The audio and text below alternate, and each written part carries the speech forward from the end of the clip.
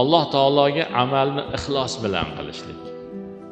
Yuqorida aytganimizdek, amalni ixlos bilan qilishlik, shu ishni qilayotganda Allohning rioyasidan boshqa hech nima bizlarda bo'lmasligi kerak. Ana shu narsa bizda kam topilyapti-da. Alloh asrasin. Qilayotgan amallarimizni qiynalib qilyapmiz. Mana hajga, umraga boramiz. Ham moliyaviy, ham jismoniy bizlarni qiynaydi u. Katta mablag' to'lab boriladi. Bu yerda uzoq safar, u yerda sharoitlari og'ir, issiq bo'ladi aytlar. Mehmonxonalarda zo'rini olib berib, ovqatlarni zo'rini qilib berilgani bilan havolar issiq bo'ladi. Har xil ish qilib mashaqqatlari bor.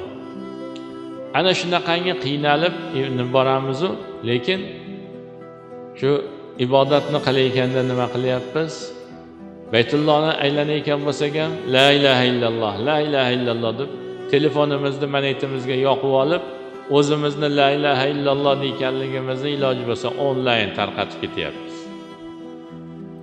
Mabodo savob bo'lib qolmasin, bir riyo qilib qo'yayin, odamlar ko'rib qo'ysinmi, haj qilayotganimni yo umra qilayotganimni deyapmiz. Xolis bo'lib qolmasin, Alloh qabul qilib qo'ymasin buni deganimizda u.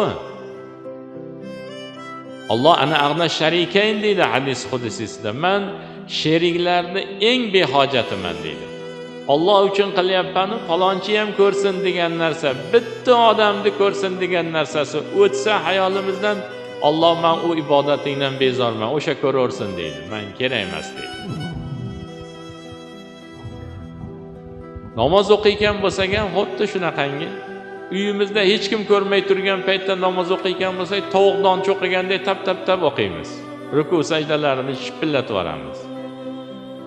Ammo bunaqangi masjidga kelib, odamlar ko'rib turganda o'qiydigan bo'lsak-chi, juda rukularida ham tasbihni 7 marta, 9 marta o'qib uzun turib yuboramiz, rukuda.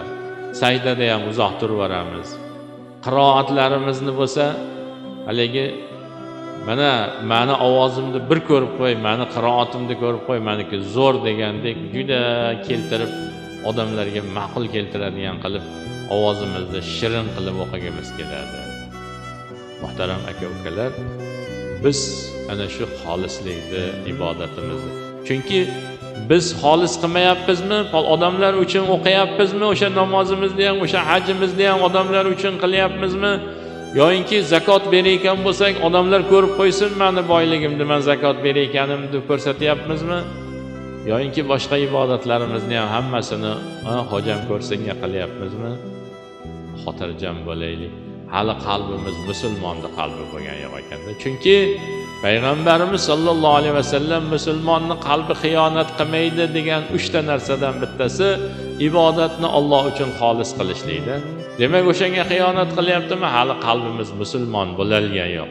Musulmonning qalbi emas hali. Alloh asrasin.